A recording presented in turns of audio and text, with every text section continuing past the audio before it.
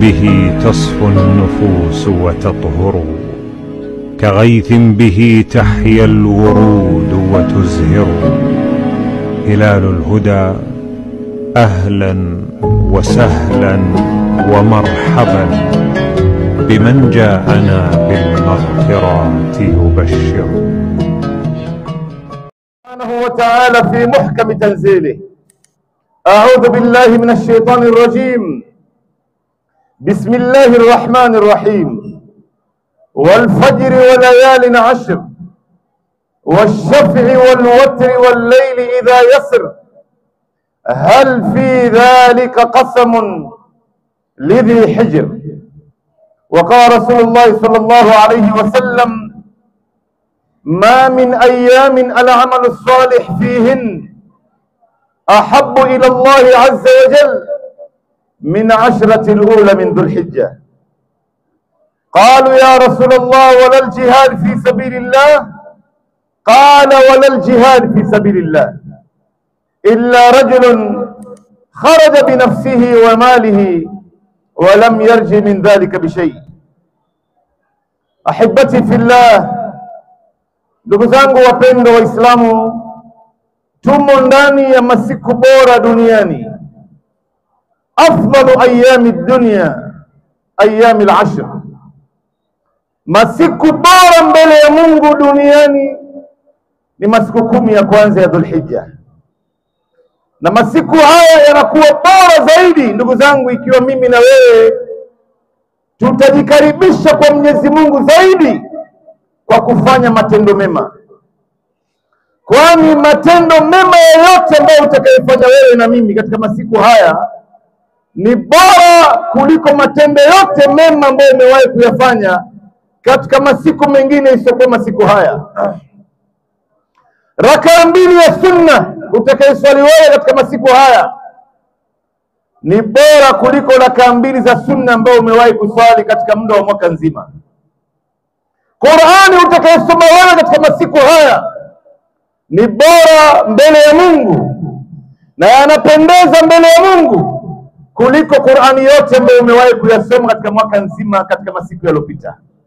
Swala utakayoswali, sadaka utakayotoa, kisimamo cha usiku, kumsalia mtume katika masiku haya, kuomba dua katika masiku haya, yote haya yatakuwa ni bora kuliko masiku mengine yote ambayo umewahi kuyafanya wewe. Hata saumu ambayo utakayofunga wewe katika saumu za sunna, hakuna saumu ya sunna iliyokuwa bora mbele ya Mungu kama saumu ya sunna ambayo Muislamu atayafunga katika masiku haya. Na masiku haya ndugu zangu Waislamu imekuwa bora kwa sababu zifuatazo. Kwanza, Mwenyezi Mungu ameapia nazo ndani ya Qur'an. Mwenyezi Mungu Subhanahu wa Ta'ala akasema: wal fajri wa layalin ashr.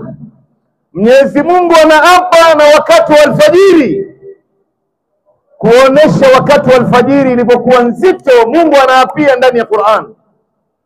Wa layalin ashri, na Mwenyezi Mungu anaapa na masiku 10 ya kwanza ya Dhulhijja.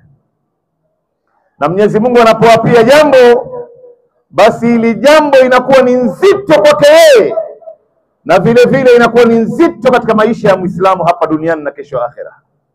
Huyu Mwenyezi Mungu Subhanahu wa Ta'ala ambaye ni adhim, Mwenyezi Mungu ambaye ni mtukufu, aliye na cheo, anaapia jambo ambalo ni tukufu vile vile. Unapoona anaapia juu ya jambo, basi bila shaka hilo jambo lina uzito mkubwa sana, lina uzito mkubwa sana katika maisha ya Muislamu. Haya masiku ndugu zangu, namna ilivyokuwa nzito na mtume kuyaunga mkono katika hadithi zake, Mtume sallallahu alaihi wasallam anasema: ma min ayamin al-amalu salih fihin ahabbu ila Allah azza wa jalla min 10 al-ula min Dhulhijja. Hakuna masiku ambaye yanampendeza Mwenyezi Mungu kumuona mja wake anafanya matendo mema ndani yake kuliko masiku 10 ya kwanza ya Dhulhijja. Maswahaba ridwanullah alaihim wanamuuliza Mtume, masiku haya ni bora kuliko hata mtu kupigana jihad? Mtume anawaambia naam, masiku haya ni bora kuliko hata mtu kupigana jihad. Kwa sababu masahaba wanashangaa, Mtume alikuwa ameshawaeleza fadhila ya mtu kupigana jihad. Fadhila yake hatuwezi kumfikia mtu aliyopigana jihad. Sasa wanashangaa hii masiku ni bora kuliko hata mtu kupigana jihad. Mtume anawaambia walal jihad fi sabilillah, hata jihad fi sabilillah. Na tunajua cheo cha jihad ndugu zangu, daraja yake, wa dhirwatu sanamihi. Mtume anasema ibada iliyokuwa juu kuliko ibada zote ni jihad fi sabilillah. Lakini Mtume sallallahu alayhi wasallam akaweka istithna, akasema illa rajulun kharaja binafsihi wa malihi wa lam yarji min dhalika bishay, isipokuwa mtu ambaye alitoka kwenda jihad na mali yake na nafsi yake, mali yake yote ikamalizika kule na yeye mwenyewe akapata shahada, basi huyu mtu naye anakuwa ni bora kuliko masiku haya. Ndio wanazuoni wakatafsiri hadithi hii wakasema, ikiwa mtu atatoka kwenda jihad na mali yake na nafsi yake akapigana, vita vikaisha, akarudi nyumbani salama, masiku haya ni bora kuliko huyu mtu. Lakini ikiwa mtu atatoka kwenda jihad akapigana akapata shahada kule, huyu mtu naye anakuwa ni bora kuliko masiku haya. Ndugu zangu, kwa taarifa yako upate kujua, masiku haya ni bora kuliko masiku ya kawaida katika mwezi wa Ramadhani.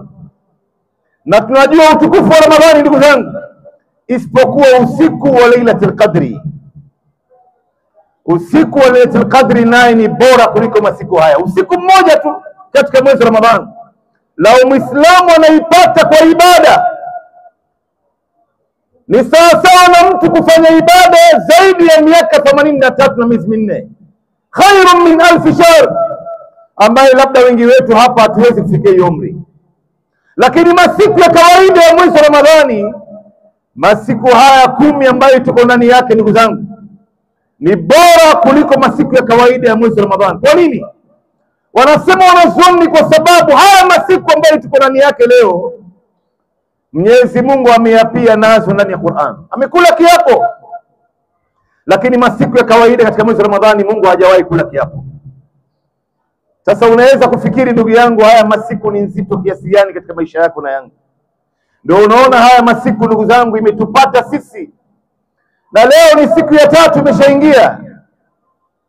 Tujibidiishi katika taa ndugu zangu, tujisukume mbele, kila mmoja wetu ailazimishe nafsi yake.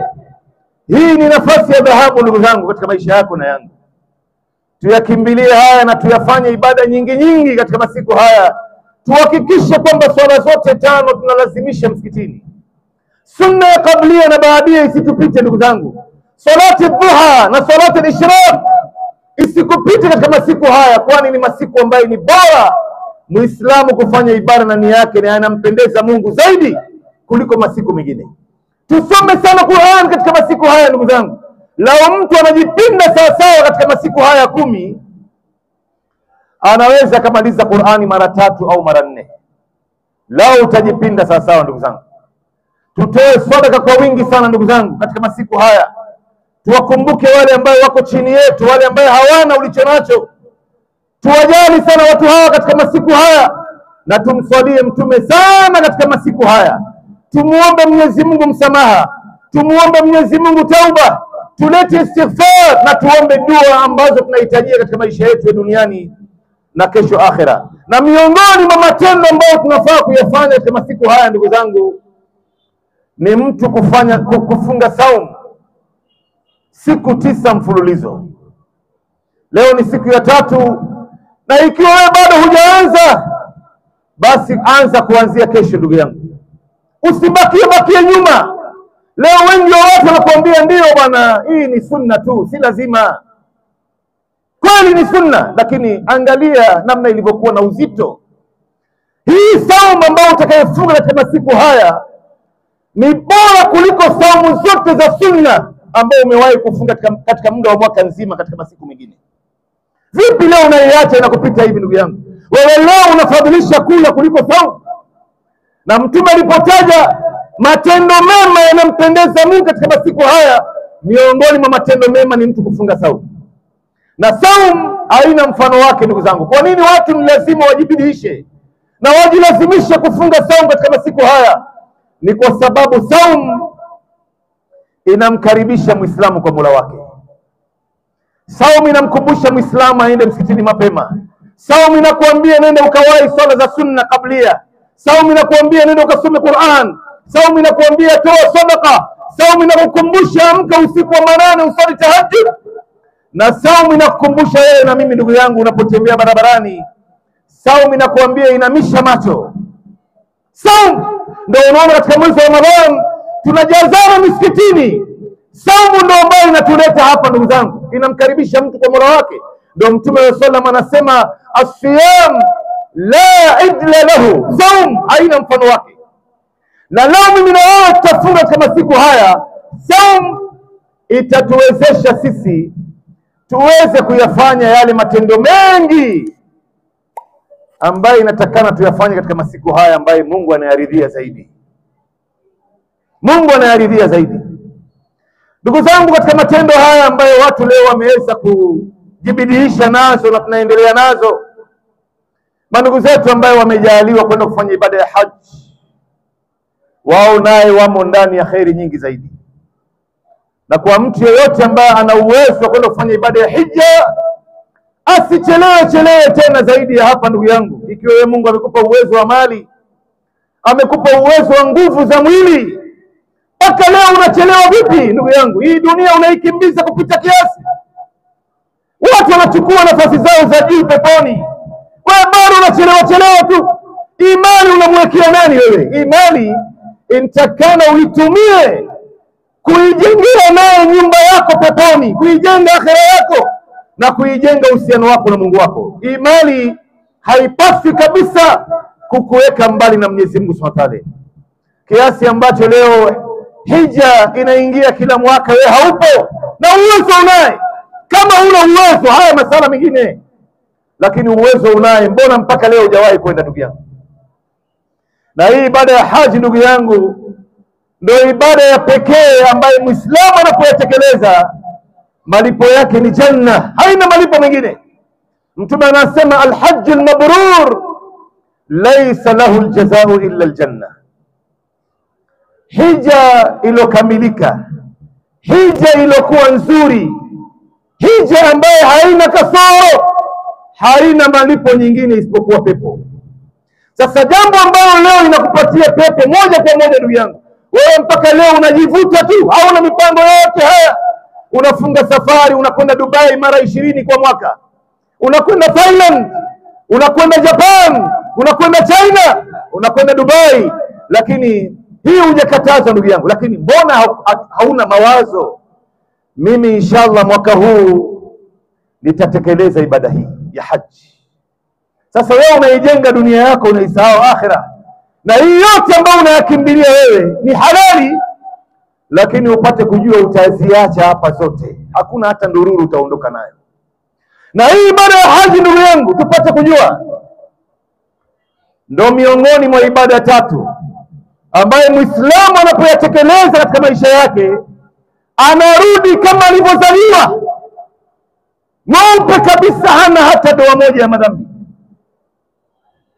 Mtume ametaja matendo matatu katika hadithi moja, na moja nyingine ya 4 akataja katika hadithi nyingine.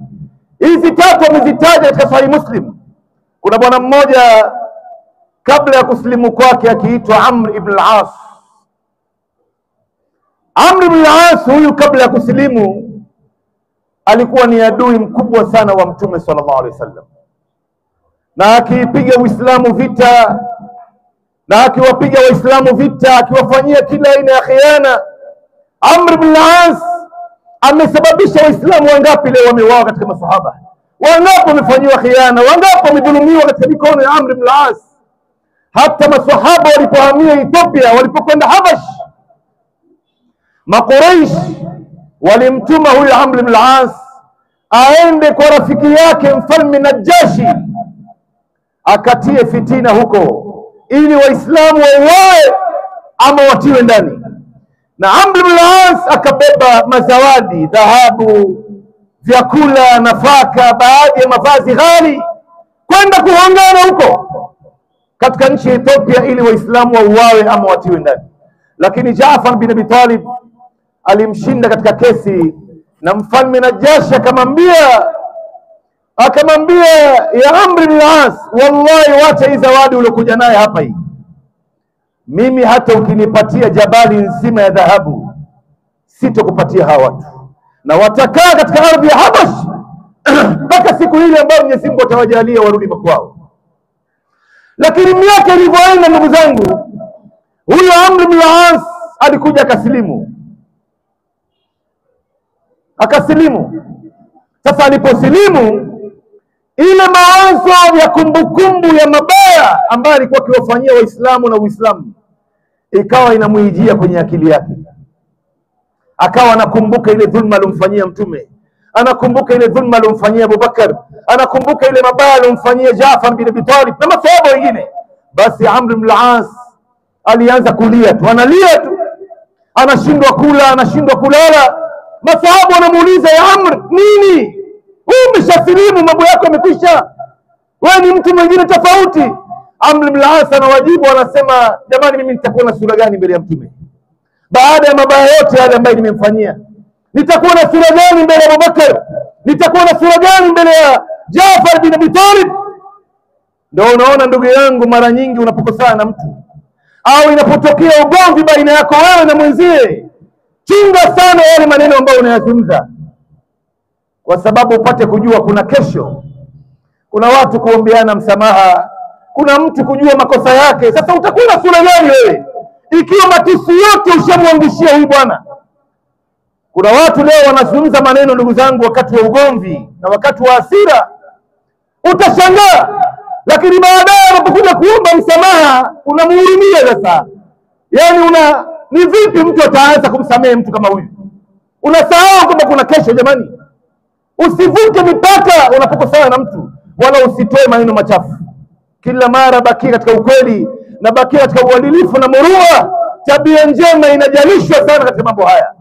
Basi Mtume sallallahu alaihi wasallam alipopata habari kwamba Amr ibn al-As toka misilimu, ameshindwa kula, ameshindwa kulala, analia tu, ndio Mtume sallallahu alaihi wasallam akatoa amri Amr ibn al-As aletwe mbele yake. Ndio Mtume sallallahu alaihi wasallam akamwambia maneno matatu haya, akamwambia, ya Amr, ama alimta anna al-islam yahdi ma kana qablahu? Ewe Amr, wewe hujui kwamba mtu anaposilimu Uislamu inafuta madhambi yote ambayo mtu alikuwa anayafanya kabla hajasilimu? Unapomwona mtu anapiga shahada hapa msikitini au mahali popote pale anasilimu, huyu mtu anarudi kama alivyozaliwa, mweupe kabisa, hana hata doa moja ya madhambi. Al-islamu yahdi ma kana qablahu. Kisha Mtume akamwambia, wa anna al-hijra tahdi ma kanat qablaha. Ibada ya hijra inafuta madhambi yote ambayo mtu alikuwa anayafanya kabla ya kwenda hijra. Kama sahaba walivyohama Maka kwenda Madina, hawa wote walifutiwa madhambi yao wakarudi kama watu wadogo. Leo mtu anahama na dini yake, anahama na heshima yake, anamtafuta Mungu, anahama ile mji aliyokuwepo, kwa sababu ni hatari yeye kuwepo pale kwa uhusiano wake na Mungu wake. Akaamua kuondoka kwenda kumtafuta Mungu mahali pengine wende ikawa ni sababu yeye kuongoka, na akarudi kwa Mwenyezi Mungu kwa salama salimini. Kisha ndo Mtume akamwambia Amr ibn al-As, na hapa ndo mahallu shahid, akamwambia, wa anna al-hajj yahdi ma kana qablahu. Na ibada ya hajj inafuta madhambi yote ambayo mtu alikuwa anayafanya kabla hajakwenda kufanya ibada ya hajj. Ndio Mtume sallallahu alaihi wasallam katika hadithi nyingine akasema, man hajja wa lam yarfuth wa lam yafsuq raja'a ka yawmi waladatu ummu. Mtu yoyote ambaye atakayekwenda kufanya ibada ya hija, hakumuingia mke wake, kwa wale ambao wanaandamana na wake zao, kumuingia mke wake katika ibada ya hija ni moja katika mambo ambayo inabatilisha, inaharibu haji ya mtu.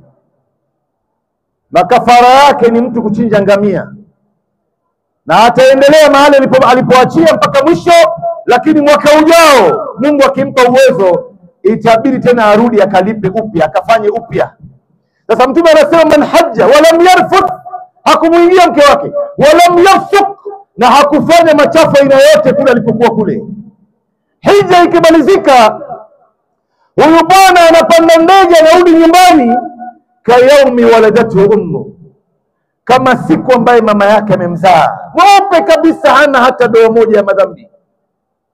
Kisha jambo lingine ndugu zangu, ambaye inafuta madhambi yote ni tauba ya kweli.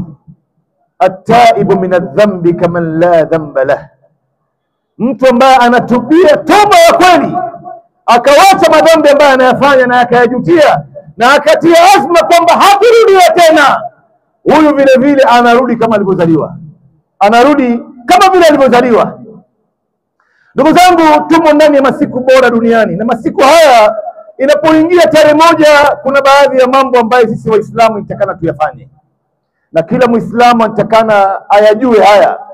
Jambo la kwanza, Mtume wa sallam anasema ma min ayamin al-amalu salih fihin ahabbu ila Allah azza wa jal min 10 al-ula min dhul-hijja faakthiru fihinna at-takbir wat-tahlil wat-tahmid. Hakuna masiku ambayo yanampendeza Mungu kwa mja kufanya matendo mema ndani yake kuliko masiku 10 ya kwanza ya Dhul-Hijja. Basi Mtume anasema zidisheni ndani ya masiku haya kumkabiri Mwenyezi Mungu, kumtukuza Mungu na kumhimidi Mungu na kusema neno la ilaha illa Allah. Ndio unaona toka tarehe moja ilipotangazwa mwezi, kuna takbira ambayo inaitwa takbiratul mutlaq. Hii ni takbira ambayo si muqayyad, si kwamba imewekewa mahali maalum au wakati maalum. Maana yake sio baada ya swala, bali popote ulipo, kule barabarani, ukiwa mtaani, huko sokoni, umewakuta Waislamu, kuanzia tarehe moja nitakana tulete takbira ndugu zangu. Na barabarani, si ya msikitini. Ya msikitini itaanza baada alfajiri siku ya Arafa yenyewe inshallah, lakini hii ya tarehe moja mpaka mwisho ni masokoni, mabarabarani, mitaani, madukani. Unapokuta Waislamu wamesimama mahali, anza takbira, Allahu akbar, Allahu akbar, Allahu akbar, la ilaha illa Allah, Allahu akbar, Allahu akbar walillahil hamd. Tuzidisha hii ndugu zangu, hii ni sunna iliyogurwa, itakana kuhuishwa, na yeyote ambaye atakayehuisha sunna iliyogurwa Mwenyezi Mungu atampa ujira wake, na ujira ya ule mtu ambaye amemkumbusha mpaka siku ya Kiyama. Man sanna fil islami sunnatan hasana falahu ajruha wa ajru man amila biha ila yaum alqiyama. Leo ukianzisha hii sunna mitaani leo, kwa sababu Waislamu wengi hawajui, watakuona wewe ni mgeni wewe, huyu bwana anaita takbira, kwani Idi imefika? Kumbe hatujui ndugu zangu, tunaacha kitu cha thamani hapa katika maisha yetu.